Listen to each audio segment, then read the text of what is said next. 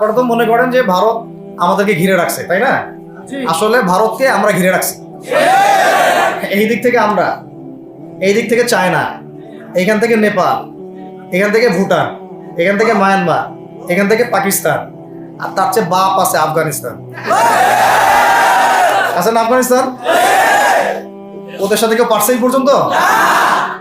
আফগানের ভাইরা নিজেদেরকে গড়ে নিচ্ছে, এখন বোঝাচ্ছে। পরিবর্তিত বাংলাদেশে কোনো ভারতীয় দালালকে আর জায়গা না দেওয়া, একদম সাফ কথা। বরং প্রত্যেকটা ডিপার্টমেন্টে যেখানেই তারা লুকিয়ে আছে ঘাপটি মেরে, এই প্রত্যেকটা ভারতীয় দালালকে এখান থেকে বের করতে হবে। আমি একা বললে আমি পারবো না, আপনি একা বললে আপনি পারবেন না। প্রত্যেকটা এই বয়ানের জায়গা, মিম্বর, খুতবা, ওয়াজ মাহফিলের প্যান্ডেল, আমাদের রাজনৈতিক দলগুলো, আমাদের ইসলামপন্থী দলগুলো যেগুলো আছে, সবার ইমারত থেকে আওয়াজটা আসতে হবে। কারণ এরা যদি আর একটা বার সুযোগ করতে পারে, না থাকবে আপনার দেহ, আর না থাকবে আপনার মাথা। এখনই তো আপনাকে হুমকি দিচ্ছে, যে কোনো সময় একটা একটা করে গুপ্ত হত্যা করবে এরা। তার আগে চট্টগ্রামে সাইফুল ইসলাম ভাইকে, এক ভাইকে কুপায় মারা হয়েছে, এটার বিচার এখন হয় নাই। যারা মারছে ওদের পক্ষ নিয়ে আমরা আবার সংখ্যালঘুর স্লোগান তুললাম। এ কেমন সংখ্যালঘু যে আমার ভাইকে জবাই করে হত্যা করে? হ্যাঁ, সংখ্যালঘু নির্যাতন তো হচ্ছে ভারতের এক একটা মসজিদ তারা ভাঙতেছে এখন। এটা একটা লক্ষণ। আস্তে আস্তে ওর মানচিত্র মসজিদের মতোই ভেঙে খান খান হয়ে যাবে ইনশাআল্লাহ। এরা যেমন অখণ্ড ভারত চায়, আমরাও অখণ্ড ভারতই চাই। আমরা চাই অখণ্ড ভারত হবে কালিমা লা ইলাহা ইল্লাল্লাহ মুহাম্মাদুর রাসূলুল্লাহ। আপনারা তো মনে করেন যে ভারত আমাদেরকে ঘিরে রাখছে, তাই না? আসলে ভারতকে আমরা ঘিরে রাখছি। এই দিক থেকে আমরা, এই দিক থেকে চায়না, এখান থেকে নেপাল, এখান থেকে ভুটান, এখান থেকে মায়ানমার, এখান থেকে পাকিস্তান, আর তার চেয়ে বাপ আছে আফগানিস্তান। আছে না আফগানিস্তান? ওদের সাথে কেউ পারছে এই পর্যন্ত? আফগানের ভাইরা নিজেদেরকে গড়ে নিচ্ছে, এখন বোঝাচ্ছে। এখন কথা হচ্ছে, আমরা একটা কাপুরুষতার পরিচয় দিচ্ছি। নেপাল ওকে টাইম দেয় না, ভুটান টাইম দেয় না, মায়ানমার টাইম দেয় না, চায়না তো দেয়ই না, আর আমরা তাকে একেবারে প্রভুর আসনে বসায় রাখছি। আমরা কি দিছি? আমরা ইলিশ দেই, আমরা ট্রানজিট দেই, আমরা রেল দেই, আমরা বন্দর দেই, আমরা আর কি দেই? গ্যাস তো দেই মাশাআল্লাহ। তারপরে পণ্যগুলো তো দিচ্ছি, গার্মেন্টস দিয়ে দিচ্ছি, আমাদের প্রশাসনের মধ্যে লোকজন দিয়ে দিচ্ছি, কর্মী শ্রমিক দিয়ে দিচ্ছি। এই জন্যই তো বলি, কেন সে স্ট্যাটাস দেয় যে এই স্বাধীনতা তার স্বাধীনতা। এটাই তো আমার কারণ। তার মানে তারা আমাদের সার্বভৌমত্বটাকে স্বীকার করে না, তাই না? তারা যদি আমাদের স্বাধীনতা, সার্বভৌমত্বকে স্বীকার করতোই, তাহলে তো এরকম স্ট্যাটাস দিত না। তো এখন কথা হচ্ছে, আমরা মাথা নত করার জাতি না। আমাদের নবী মুহাম্মদ সাল্লাল্লাহু আলাইহি ওয়াসাল্লাম মাথা উঁচু করে দাওয়াতি কাজ করছেন। মার খেলেও কখনো তিনি মাথা নিচু করেন নাই। সাহাবায়ে কেরাম রাদিয়াল্লাহু আনহুম আজমাইন মাথা উঁচু করে দাওয়াতের কাজ করছেন, কারো সামনে মাথা নত করেন নাই ইল্লাল্লাহ, আল্লাহ ছাড়া। মার খেয়েছেন, হিজরত করতে হলে হিজরত করেছেন, কখনো মানুষ গালি দিয়েছে, গালি সহ্য করেছেন, কখনো মদিনায় চলে যেতে হয়েছে, দেশ ছাড়তে হয়েছে, দেশ ছাড়ছেন, আবার কখনো ইসলামী রাষ্ট্র কায়েম করতে হয়েছে, রাষ্ট্র কায়েম করছেন। জিহাদ করার দরকার, জিহাদও করছেন, কেতালের দরকার, কেতালও করছেন। আস্তে আস্তে মক্কা বিজয় করছেন, করেন নাই?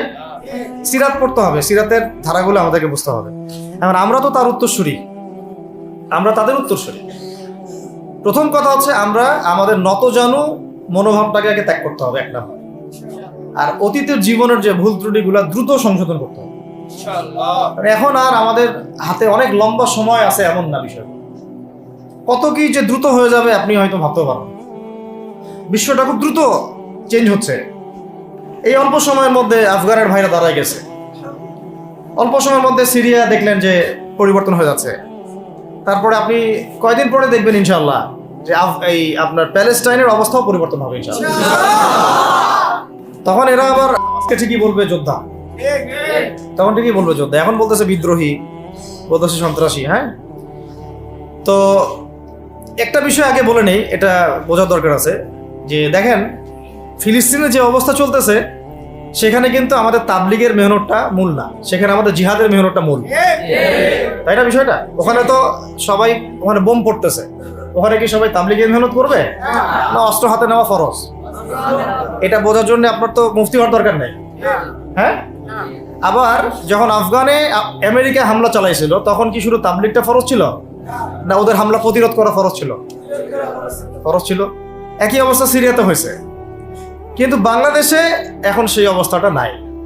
কিন্তু বাংলাদেশে তাবলিগের মেহনত, আমর বিল মারুফ নাহি আনিল মুনকারের মেহনত তো চলবে, মানে তাবলিগের মেহনত, দাওয়াতের মেহনতটা চলবে।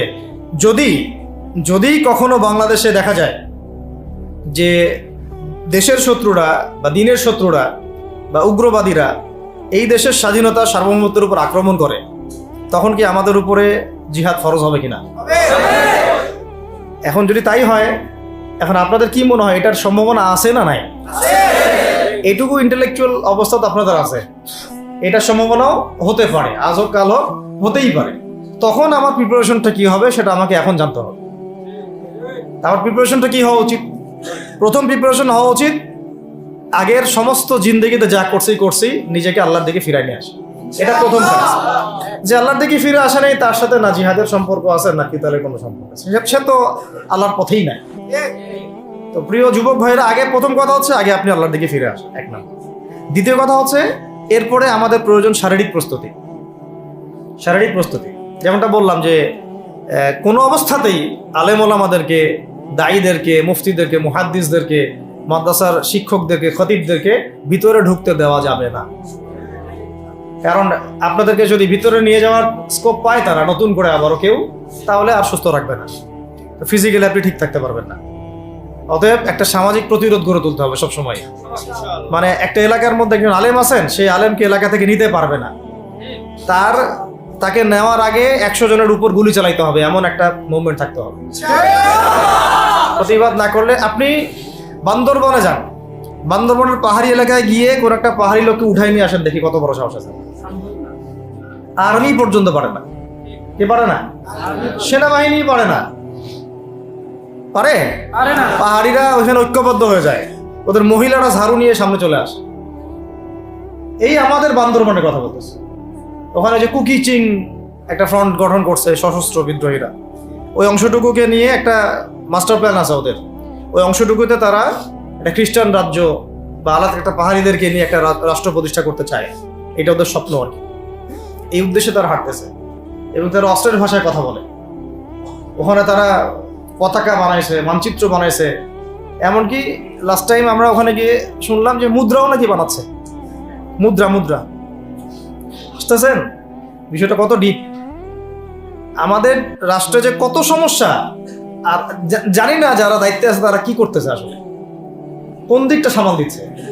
অর্থনৈতিক দিকটা দেখবে না এই পাহাড়ি এলাকার সমস্যাগুলো মেটাবে, নাকি আমাদের মুসলিম উম্মার অভ্যন্তরীণ সমস্যাটা মেটাবে, না শহীদ ভাইদের খবর নিবে, না পঙ্গু ভাইরা যারা পড়ে আছে হাসপাতালে তাদের খবর নিবে?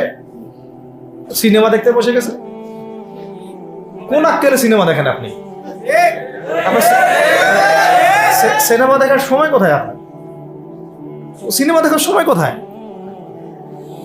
এই যে যতগুলো ভাই শহীদ হয়েছে তাদের পরিবারের খোঁজখবর নেওয়া লাগবে না? এবং যতগুলো ভাই এখন হাসপাতালে কাতরাচ্ছে তাদের সঙ্গে হাজার হাজার ছাত্র ভাই, তাদের চিকিৎসা করানো লাগবে না? যত মানুষকে গুম করা হয়েছে ওদেরকে মুক্ত করা লাগবে না?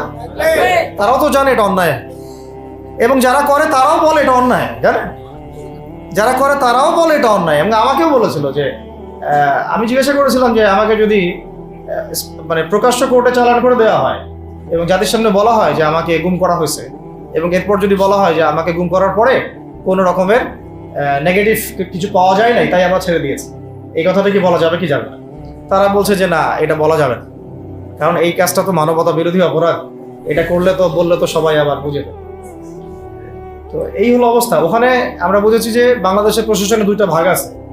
একটা ভাগ হচ্ছে মারাত্মক রকমের ইসলাম প্রিয় এবং দেশপ্রেমিক, মাশাআল্লাহ, আমরা তাদেরকে স্যালুট জানাই, মাশাআল্লাহ। কিন্তু আপনারা ভুল জায়গায় শ্রম দিচ্ছেন, আপনারা ভুল জায়গায় মেধা, শ্রম এবং আপনাদের জীবন নষ্ট করতেছেন। আপনাদের থাকা দরকার ছিল ওলামায়ে কেরামদের সাথে। তাহলে আপনাদেরকে টক্কর দিয়ে কেউ সামনে যেতে পারতো না। আপনারা খালিদ বিন ওয়ালিদ হতে পারতেন আমাদের, আপনারা কিন্তু ওমর ইবনে খাত্তাব হতে পারতেন। ওইখানে ঢুকে আপনারা শুধুমাত্র দুনিয়ার স্বার্থে সব নষ্ট করতেন। আমাদেরকে বলা হচ্ছে হুজুর বদদোয়া করিয়েন না, হুজুর ছেড়ে দিচ্ছেন, আমাদেরকে বদদোয়া দিয়েন না আবার বের হয়ে। আমাদের চাকরি এটা, ডিউটি এটা। এক ভাই আমাকে কোরআন এনে দিয়েছিল, নির্জনতা তো, ওখানে নির্জনতার সঙ্গী হচ্ছে কোরআন, কোরআন এবং নামাজ। তো এক ভাই দেখেছে আমি একটু নির্জন, মন খারাপ বসে আছে, একটা কোরআন নিয়ে এসে দিয়েছে, হুজুর কোরআন পড়েন আপনি, মন ভালো হবে। আর একজন এসে কোরআন নিয়ে চলে গেছে। কোরআন পড়ে ওখানে যদি আপনি আবার উল্টাপাল্টা কিছু করেন, ওদের নিয়ম নাই কোরআন দেওয়ার, কোরআন দেওয়ার কি নাই, নিয়ম নাই। তো এই হলো অবস্থা। কথা হচ্ছে যে এই ভাইদেরকে মুক্ত করাও তো তাদের কাজ ছিল।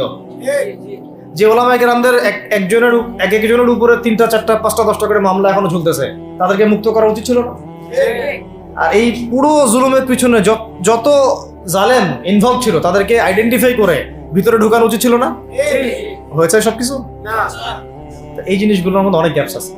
এগুলো যদি এভাবে চলতে থাকে তাহলে আগামীতে আমরা যারা ইসলামিক রাজনীতি করব বলে চিন্তা করতেছি বা ইসলামকে রাষ্ট্র ক্ষমতা নিতে চাই, আমরাও কিন্তু বেগ পাবো, ভালো রকমের বেগ পাইতে হবে।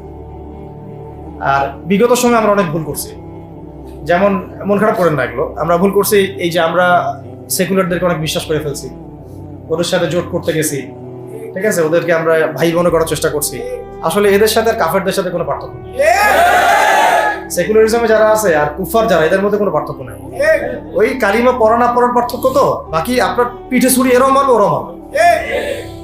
আর আমি ছোট মানুষ, ছোট জায়গা থেকে বলতে চাই যে আমাদের যে ওলামায়ে কেরামগণ মাঠে আছেন, যে রাজনৈতিক দলগুলো আপনারা মাঠে আছেন, এবার আপনারা কোনো রুটির টুকরোর জন্য লড়বেন না, এবার পুরো রুটি নিয়ে লড়বেন। প্রত্যেক আসনে প্রার্থী দিবেন আপনারা, যেহেতু এর বাইরে সিস্টেম এখন অন্য সিস্টেমে যাওয়ার সুযোগ হচ্ছে না, তাহলে পুরো রুটিটার জন্য লড়তে হবে আপনাদের। আমাদের টার্গেট হচ্ছে এখন একটা ইসলামপন্থী সরকারকে রাষ্ট্র ক্ষমতায় নিয়ে যাওয়া, এটা আমাদের একটা প্রধান টার্গেট। এখন আমাদের এজেন্ডা স্পষ্ট, কোনো গোপন এজেন্ডা নাই। আমাদের কি নাই? কোনো গোপন এজেন্ডা নাই। আমরা চাই বাংলাদেশে এখন একটা ইসলামপন্থী রাষ্ট্র ব্যবস্থা গড়ে উঠুক, ইসলামপন্থী সরকার শাসন ক্ষমতায় আসবে। এটার জন্য আপনাদের সবার ভূমিকা আছে। কেউ কথা দিয়ে ভূমিকা রাখবেন, কেউ লিখবেন, কেউ বলবেন, কেউ যেভাবে হোক আপনাকে ভূমিকা তো রাখতেই হবে। কারো বসে থাকার সুযোগ নেই। এখন আর এই রাষ্ট্রটাকে ইসলামিক রাষ্ট্র হিসেবে গড়ার দায়িত্ব এখন সবার কাঁধে আসছে। আমরা আমাদের জায়গা থেকে বলতেছি, বাকি কাজ কিন্তু আপনাদেরকে করতে হবে। আল্লাহ পাক করার তৌফিক দান করেন। আর ইসলামপন্থী ভাইদের আপোষের যে দূরত্ব, এটা কমায় ফেলতে হবে। এই দূরত্ব রাখা যাবে না। ইখতিলাফ আছে থাক, যদি আকীদাগত মৌলিক কোনো পার্থক্য না থাকে, আমরা তো ভাই ভাই। নাকি আমাদের চেয়ে কি মানে সেকুলার আমাদের বেশি বড় ভাই? আমাদের চেয়ে কি যে নাস্তিক মুরতাদ আমাদের বড় ভাই? কমিউনিজমে যারা আছে ওরা আমাদের বড়? এই গণতন্ত্রপন্থী যারা একবারে কট্টর, ওরা আমাদের যিনি ভাই নাকি? আমাদের তো ভাই, সোজা কথা হচ্ছে ইন্নামাল মুমিনুনা ইখওয়া, ইন্নামাল মুমিনুনা, মুমিন যারা মুমিন ভাই। মুমিনে কি ভাই? খালাস। আল মুসলিম ওয়া আখুল মুসলিম, মুসলিমের ভাই কি? মুসলিম, খালাস, এইটুক। মুসলিম আমার ভাই, মুসলিম আমার ভাই। এখন যারা এদেশের রাষ্ট্র ক্ষমতা ইসলামকে চায় না, তারা আমাদের ভাই না। সে যে কোনো নামে আসুক, এক্স ওয়াই জেড, দেখার দরকার নেই। এক্স নামে আসুক, ওয়াই নামে আসুক, জেড নামে আসুক, যারা রাষ্ট্র ব্যবস্থা ইসলামকে চায় না, তারা আমার ভাই না। সোজা কথা। এখন রাষ্ট্র ব্যবস্থা ইসলাম চায় যে ভাইরা আমাদের, ওই ভাইদেরকে একসাথে থাকতে হবে। আল্লাহর কসম করে বলতেছি, ইনশাআল্লাহ যদি এই ভাইরা আমরা একসাথে থাকতে পারি, এর সাথে আমরা দায়ীরা, তালেবে ইলমরা এবং আপনারা তো যুব সমাজ আছেন, আমাদেরকে টক্কর দিয়ে বাংলাদেশের রাষ্ট্র ক্ষমতায় কেউ যাইতে পারবে না ইনশাআল্লাহ। সবাইকে ভূমিকা রাখতে হবে। এখন অন্য আলোচনা হচ্ছে, এই আলোচনাটাই বেশি দরকার। অন্য আলোচনা অনেক শুনছেন জীবনে, এখন বাংলাদেশে দরকার একটা ইসলামপন্থী রাষ্ট্র ব্যবস্থা। এর বাইরে কোনো আলাপ নাই। এখন এটা প্রতিষ্ঠা করার জন্য কি করতে হবে সেটা ফিকির করেন। তো কি করতে হবে বলেন?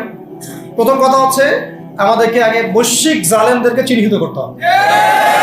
পুরো বিশ্বে কারা জালেম, এটা কি চিন্তা কারো বাকি আছে? পুরো বিশ্বের সবচেয়ে বড় জালেম, যে সবচেয়ে বড় জালেম, এটা চিন্তা কি আপনার বাকি আছে? এই কথা বলতে যে ভয় পায়, তার তো নবীর ওয়ারিস হওয়ার দাবি করার উচিত না। খোলামেলা, এটা সবাই জানে। সারা বিশ্বের জুলুমের কারখানা হচ্ছে মানুষ ত্রাণ নিতে গেলে পর্যন্ত সেখানেও বোম্বের মানুষ হত্যা করছে। আমরা এটা দেখার মতো আর সাহসী নাই। অনলাইনে এগুলো আমার দেখতে গেলে যে বাচ্চাদের অবস্থাগুলো আমরা চোখের সামনে আসে, আমি স্কিপ করে চলে যাই। হয়তো কতটুকু দোয়া করতে পারি আল্লাহ ভালো। দোয়া করে কি করব? আমার দোয়ার তো তার দরকার নেই। আমার দোয়ার তার কি দরকার আছে? আমাদের মতো পাপী মানুষের দোয়া দিয়ে তার কি হবে? এখানে তো স্পষ্ট যে পুরো বিশ্বের জুলুম জালেমের শক্তির কেন্দ্রস্থল কোনটা, সেখান থেকে সব মাস্টার প্ল্যান হচ্ছে। আর যদি ওই আমেরিকা কোনো সেবা দাসকে আমরা ক্ষমতায় নিয়ে আসি, আমাদের ভুল হবে না? ছাত্র ভাইরা এই ভুলটা করছে। ছাত্র ভাইরা ভুলটা করছে কারণ আপনাদের দিনের জ্ঞানের বুঝের কারণে, বুঝের অভাবের কারণে করছে। ঠিক আছে, ঠিক আছে। এখন যে মানে সম্ভাবনা শেষ হয়ে গেছে এমনও না।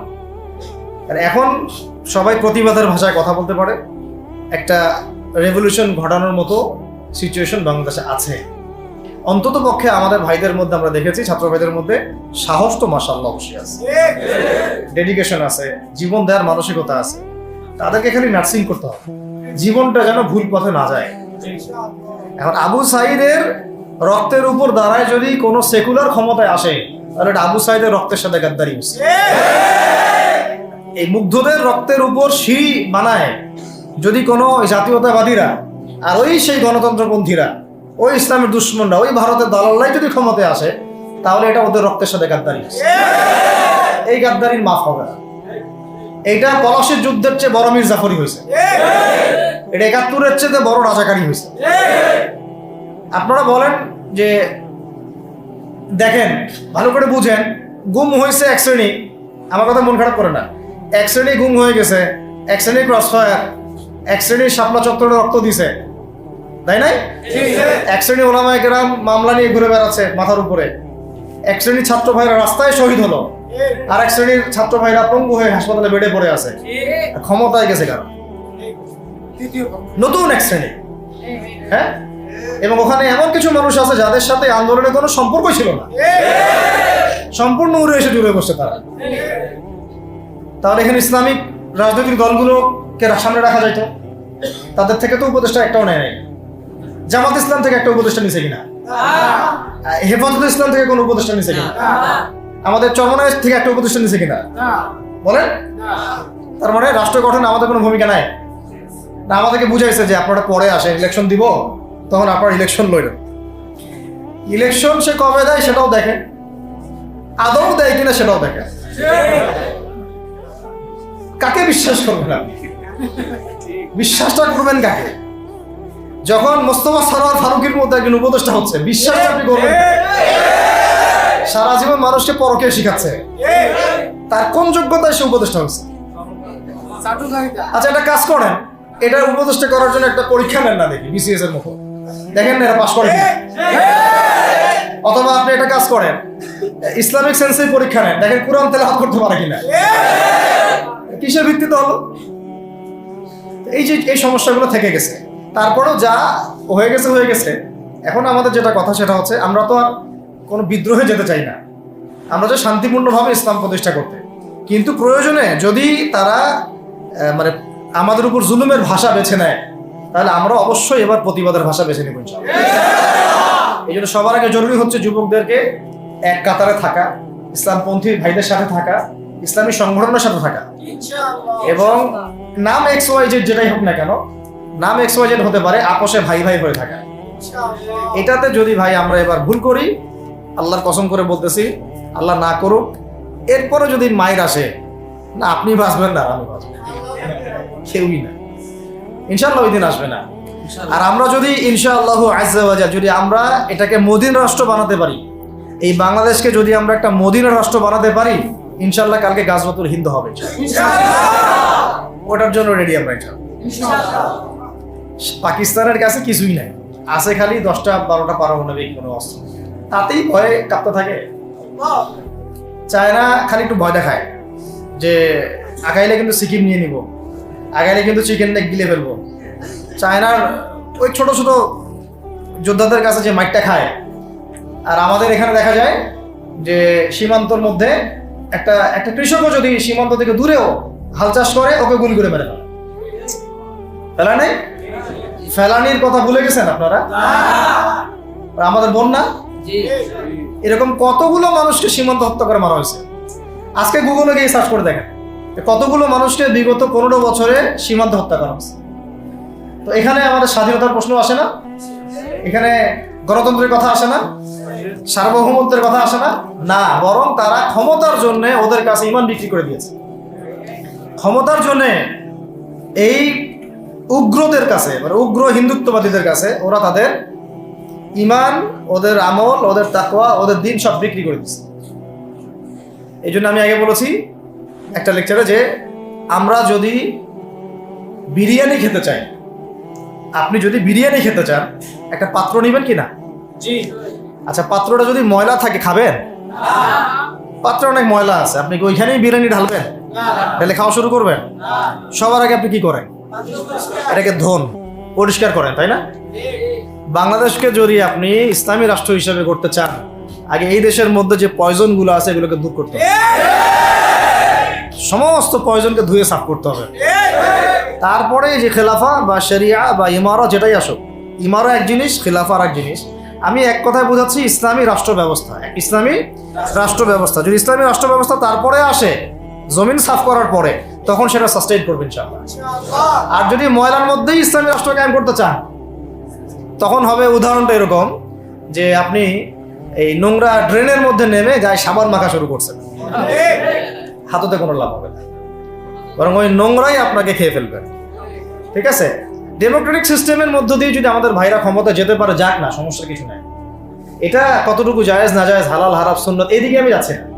এবং এটা নিশ্চিত তারাও জানে এটা সুন্নাত না, তারাও জানে এটা কি না, সুন্নাত পদ্ধতি না। কারণ রাসূলুল্লাহ সাল্লাল্লাহু আলাইহি ওয়াসাল্লাম দাওয়াতের মধ্য দিয়ে এবং সশস্ত্র যুদ্ধের মধ্য দিয়ে মানে মক্কা বিজয় করেছেন। দাওয়াতের মধ্য দিয়ে তিনি মদিনা রাষ্ট্র কায়েম করেছেন। তারপরে মদিনা রাষ্ট্রকে বেস করে আস্তে আস্তে আরও রাষ্ট্রকে এক্সপেন্ড করেছেন। বদর, উহুদ, খন্দক, খায়বার এগুলো হয়েছে, আস্তে আস্তে মক্কা বিজয় হয়েছে। মূল ছিল আগে মদিনা রাষ্ট্রটা কায়েম করা। তো আমরা যে কোনো ভাবেই হোক মদিনা রাষ্ট্রটা আমাদের কায়েম করতে হবে আগে, তারপরে ইনশাআল্লাহ তাআলা দেখবেন হ্যাঁ ওই অখণ্ড ভারত আমরাও কায়েম করবো ইনশাআল্লাহ। সংখ্যা দিয়ে কিচ্ছু না, ওদের সংখ্যাকে আমরা ভয় পাই না, ওদের সংখ্যাকে ভয় পাওয়ার কিচ্ছু নাই, সংখ্যাকে ভয় পাওয়ার কিচ্ছু নাই। কারণ কোরআন আমার সামনে যে কোরআনটা আছে এটা দেখে একটু খারাপ লাগলো। কোরআনের যে অবস্থা এটা খুব মনের কষ্ট দিল আর কি। কোরআনটা হবে চকচকা, এটা দেখে বোঝা যাচ্ছে এটা অনেকদিন কেউ পড়েই নাই। আপনাদের বাসার যদি কোরআনের এই হালত হয় তাহলে আমাদের দ্বারা দিন কায়েম হবে না। আপনার কোরআনের হালত হবে এমন যে কোরআনে এক বিন্দু পরিমাণ কোনো ময়লা নাই, প্রত্যেকদিন আপনার হাতের স্পর্শেই ময়লা দূর হয়, তখন এই কোরআন আপনার পক্ষে কথা বলবেন ইনশাআল্লাহ। ভাই কোরআনের কাছে চলে আসেন, আর দেরি করেন না, সময় নাই। আল্লাহ পাক সবাইকে কবুল করেন, আমিন। এই মসজিদগুলোকে কাজে লাগান, এখানে তালিমি বৈঠক চালু করেন প্রত্যেক সপ্তাহে। আমি যদি প্রত্যেক মাসে রংপুরে আসি, প্রত্যেক মাসে সময় দেবো ইনশাআল্লাহ।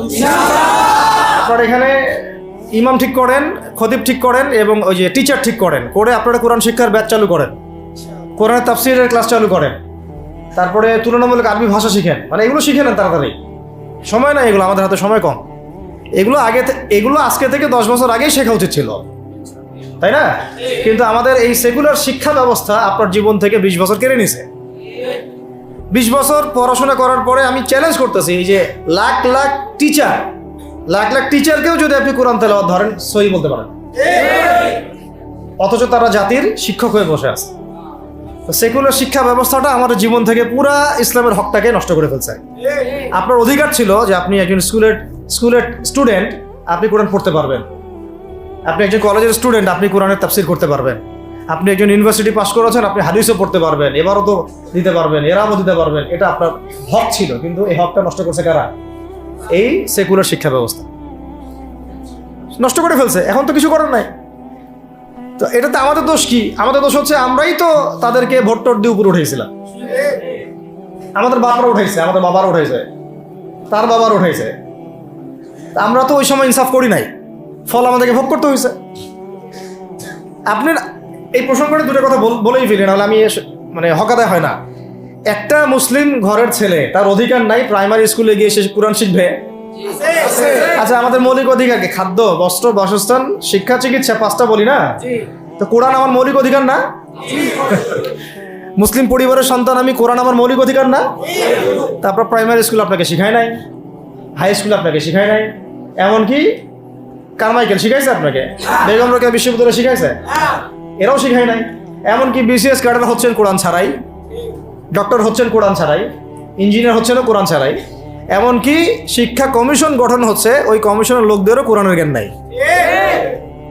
টকশোতে এসে আবার ঠিকই পটর পটর করে, কোরআনে পড়তেও পারে না, টকশোতে এসে পটর পটর করে। এই তো বিগত 10 বছর তো টকশোর বছর ছিল, খালি টকশো, দেখেন নাই? আলোচনা আলোচনা আলোচনা, একটা ন্যারেটিভ তৈরি করা হচ্ছিল, ইসলাম নিয়ে যারাই কথা বলবে এরাই জঙ্গি, এরাই মৌলবাদী, এরাই সন্ত্রাসী। হ্যাঁ, তো কিভাবে মানুষের ব্রেন ওয়াশ করা হয়েছে। আমি আসলে অবাক হয়ে গেছি এই ঘটনাটাতে, জুলাইয়ের ঘটনায়, যে যুব সমাজকে ধ্বংস করার জন্য তারা 20 বছর ঢেলে দিছে, ওই যুব সমাজই তাদেরকে পিটাই বের করছে। আল্লাহ পাকের কি পরিকল্পনা! আপনাদেরকে ধ্বংস করার জন্য 20 বছর ধরে তারা সিলেবাস কারিকুলাম করছে। আপনাদেরকে শরৎচন্দ্র পড়াইছে, বঙ্কিমচন্দ্র পড়াইছে, হুমায়ুন আহমেদ পড়াইছে, হুমায়ুন আজাদ পড়াইছে, হ্যাঁ শেক্সপিয়ার পড়াইছে, আর কত কি পড়াইছে। কোরআন পড়তে দেয় নাই, নামাজের স্বাধীনতা দেয় নাই, পর্দার স্বাধীনতা দেয় নাই। আমাদের বোন পর্দা করে পরীক্ষা দিতে গেছে, নেকাব খুলে ফেলা হয়েছে, কি করে নাই, কিন্তু ওই ছাত্র জনতার হাতেই পিটানি খাইতে হয়েছে। আল্লাহ পাকের দেখছেন কি একটা মিরাকেল, আল্লাহ পাকের কি মানে কুদরত, কারিশমা। ঠিক কিরকম হয়েছে জানেন? ঘটনাটা হয়েছে এরকম যে ফেরাউনের ঘরেই মুসা আলাইহিস সালামকে আল্লাহ পাক বড় করছে। মাশাআল্লাহ। তো আপনাদেরকে ধ্বংস করার জন্য কিন্তু এই পলিসিগুলো অ্যাপ্লাই করা হয়েছে। এখন যে আল্লাহ পাকের রহমতে আপনারা বিপদে যান নাই, আলহামদুলিল্লাহ। এখন যেটা আল্লাহ পাক বোঝার তৌফিক দিয়েছেন, দেখেন আপনারা কোরআন শিখতে পারতেন, এখানে পারেন নাই। শিক্ষা কমিশনের মধ্যে কোরআন নাই। শুধু তাই না, দেখেন 360 জন এমপি মন্ত্রীকে আপনি বসায় দেন, 360 জন এমপি মন্ত্রীকে বসায় তাদের সবাইকে শুধু কিচ্ছু না, আমি বলবো খালি সূরা ফাতিহা তিলাওয়াত করতে পারে, পারলে শুধু মমতাজ পড়তে পারে নাকি?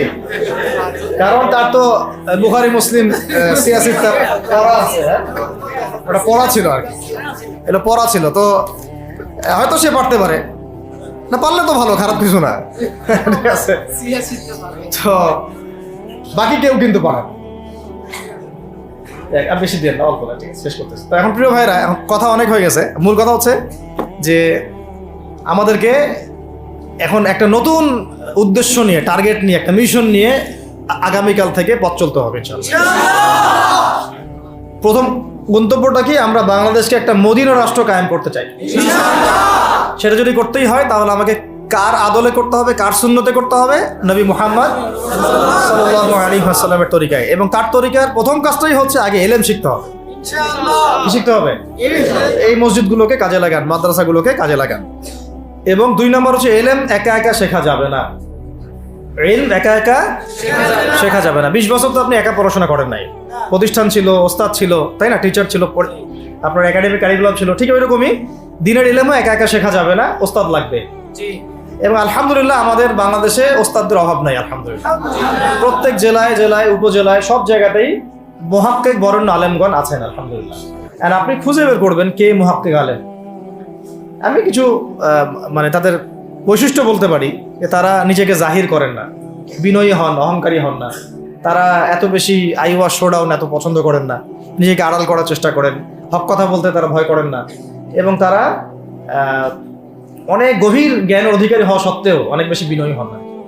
এগুলো দেখে আপনি চিনবেন, ঠিক আছে? আমাদের সালাফরা তো বলতেন যে মুহাক্কিক মানুষকে পাবেন 2 জায়গায়, এক হচ্ছে মাটির তলে, আরেকটা হচ্ছে জেলখানায়, ঠিক আছে? তো যাই হোক, এখন অনেক বরেণ্য উলামায়ে কেরাম আমাদের সমাজে আছেন, তাদের যে কারোর সাথে অন্তত একজনের সাথে নিসবত রাখেন, অন্তত একজনের সাথে নিসবত রাখেন, ঠিক আছে? তো এটা আমাদের সৌভাগ্য, আলহামদুলিল্লাহ, যে বাংলাদেশে বহু মাদ্রাসা, বহু কওমি মাদ্রাসা, আলিয়া মাদ্রাসা, অনেক ধরনের মাদ্রাসা আছে। কিছু সংকীর্ণতা বা কিছু সমস্যা আমাদের মধ্যে থাকতে পারে, এটা যে কোনো জায়গায় থাকতে পারে, কিন্তু আলহামদুলিল্লাহ এই খেদমতটুকু আছে বলেই এখন পর্যন্ত দ্বীন ইসলামকে তারা মিটাইতে পারে নাই, আলহামদুলিল্লাহ। তো ইলম শিখবো 1 নাম্বার, 2 নাম্বার হচ্ছে ইলম মুহাক্কিক কোন আলেমের সোহবতে শিখবো, একা একা শিখবো না। 3 নাম্বার হচ্ছে যা শিখবো আমলে নিয়ে আসতে হবে। কি বললাম? যা শিখবো আমলে নিয়ে চলে আসতে হবে, ফেলে রাখা যাবে না। আল্লাহ আমাকেও তৌফিক দেন, আপনাদের সবাইকে তৌফিক দান করেন। 4 নাম্বার, সময় কাজে লাগাইতে হবে। সময় কাজে লাগাইতে হবে, কোনো অবস্থাতেই আর হেলায় ফেলায় সময় নষ্ট করবো না। আমিও করবো না ইনশাল্লাহ, আপনারাও করবেন না ইনশাল্লাহ। 5 নাম্বার হচ্ছে নিজের প্রতিভাকে খুঁজে বের করবেন। সবাইকে আল্লাহ কিছু না কিছু প্রতিভা দিয়েছেন, প্রতিভা খুঁজে বের করে ইসলামের জন্য কাজে লাগাবেন। 6 নাম্বার হচ্ছে যাদের রিজিক হালাল তাদের তো আলহামদুলিল্লাহ কোনো সমস্যা নেই, যাদের হারাম রিজিক আজকে ছাড়তে হবে। কোনো সুদের সাথে সম্পৃক্ত থাকা যাবে না, কোনো ঘুষ, কোনো দুর্নীতি, কোনো মাপে কম দেওয়া, কোনো হারামে আমি খাবো না, আমি কোনো হারামের কাছে যাব না। আর উত্তরবঙ্গের বড় বড় ফেতনাগুলোর মধ্যে এই সুদী এনজিওদের ফেতনাও আছে, কাদিয়ানিদের ফেতনাও আছে, তাই না? তারপরে আপনার এই যে ইসাই মুসলিমদের একটা ফেতনা আছে না, একটা ফেতনা আছে। তারপরে এই আপনার বিড়ি ফ্যাক্টরি, তামাক ফ্যাক্টরির এগুলা ফেতনা আছে, হারাম খাবার। আবার নতুন করে ইসকনের ফেতনাও উত্তরবঙ্গে দেখা যাচ্ছে। তো এই ফেতনাগুলোকে চিহ্নিত করে আপনাকে বেঁচে থাকতে হবে এবং রিজিকটাকে হালাল করে ফেলতে হবে, ঠিক আছে? এর পাশাপাশি হচ্ছে 6 নম্বর বলবো যে পরিবারগুলো গড়ে তুলতে হবে। প্রত্যেকটা পরিবার হবে একটা দুর্গ, মানে আমার পরিবার হচ্ছে আমার একটা ইসলামিক রাষ্ট্রের মতো। এই পরিবারের মধ্যে অন-ইসলামিক কোনো কাজ চলে না। পরিবারের মালিক কি? আমি না? আমি। এখানে কি রাষ্ট্র আমাকে হস্তক্ষেপ করতে পারবে? তা আমার পরিবার আমার কন্ট্রোলে চলবে, একদম ইসলামিক অনুশাসন অনুযায়ী চলবে, ডানে বামে নড়তে পারবে না। এইভাবে আপনাকে শক্ত থাকতে হবে। 7 নম্বর হচ্ছে এখন থেকে তাবলীগের কাজ সবাইকে করতে হবে। কতটুকু করবেন? যতটুকু আপনি জানেন, যতটুকু আপনি জানেন। যেটা জানেন না ওইটা নিয়ে কথা বলার দরকার নেই। আর সমাজে কিছু ইখতিলাফি মাসালাগুলো আছে যেগুলোকে নিয়ে কিছু মানে মোটা বুদ্ধির মানুষেরা আর কি মসজিদগুলো ভাগ করে ফেলে, ঠিক আছে? এই পাল্লায় পড়া যাবে না। ইখতিলাফি মাসালাগুলো সাহাবীদের যুগ থেকেই ছিল, এগুলো নিয়ে মতবিরোধের সুযোগ নাই। এটা তার কাছে এই মাসালাটা অথেন্টিক মনে হয়, সে আমল করতেছে, করুক। আমার কাছে এই ফিকহের আলোকে এটা বেশি অথেন্টিক মনে হয়, আমি এটা আমল করতেছি। এগুলো নিয়ে কোনো রকমের আর দ্বন্দ্বে যাবেন না। বরং আমরা এখন ঐক্যবদ্ধ হব কিসের ভিত্তিতে? আমরা ঐক্যবদ্ধ হব আকীদা, আমল এবং মানহাজের ভিত্তিতে। আমাদের আকীদা আহলুস সুন্নাহ ওয়াল জামাআর আকীদা থাকবে, আমল থাকবে সাহাবীওয়ালা আমল, এবং মানহাজ থাকবে আমরা সালাফদের আদলে বাংলাদেশে দিন কায়েম করতে চাই। খালাস। আর যারা দিন কায়েমের কথা বলবে না ওদের সাথে আমার ঐক্য হবে না। কি হবে? দিন কায়েমের কোনো ফিকির নাই, তার সাথে আমার ঐক্য হবে কিভাবে? তার ফিকির আছে শুধু মসজিদ নিয়ে আর অন্য কিছু নিয়ে, তার দল নিয়ে বা তার মানে আরো তো আছে অনেক কিছু আর কি, এইগুলো নিয়ে। তো ওইগুলো বাদ দিলাম। এই আমর বিল মারুফের কাজ সবাইকে করতে হবে এবং একই সাথে সবাইকে এখন থেকে প্রতিবাদী হতে হবে, অন্যায় নিষেধ করতে হবে। এলাকায় অন্যায় হতে দিবেন না আপনারা। এলাকার মধ্যে জুয়া খেলবে কেন? আপনারা প্রতিবাদী হবেন। এখানে গাঁজা খাবে কেন? আপনি প্রতিবাদী হবেন। মাদকের আকড়া হবে কেন? আপনারা প্রতিবাদ করবেন। এখন তো আপনি পুলিশ প্রশাসনের অপেক্ষায় বসে থাকার সময় নাই তো এখন আপনার। একজন নেককার, মুত্তাকি, পরহেজগার মানুষ প্রত্যেকটা এলাকায় থাকা দরকার। আপনাদের মধ্যে একটা জামাআ বা কমিউনিটি থাকা দরকার, মানে একটা অ্যাসোসিয়েশন থাকা দরকার যারা ওই এলাকাকে সংস্কারের কাজ করবে অথবা বৃহত্তর সংগঠন যেগুলো আছে বাংলাদেশে তাদের অঙ্গ সংগঠন হিসেবে আপনারা কাজ করতে পারেন। আল্লাহ পাক তৌফিক দান করেন। মানে একটা চেইন অফ কমান্ড গড়ে তুলতে হবে দেশব্যাপী। এটা অলরেডি আছে এবং নতুন করেও যদি কেউ চায় যে আমি কিছু অ্যাসোসিয়েশন করব যেটা আমর বিল মারুফের কাজ করবে, নাহির মুনকারের কাজ করবে, তাহলে এটা করতে পারে ইনশাআল্লাহ। আর এর সাথে আমি বলবো যে আমাদের জান, মাল, সময়, শ্রম, কয়টা কথা বললাম?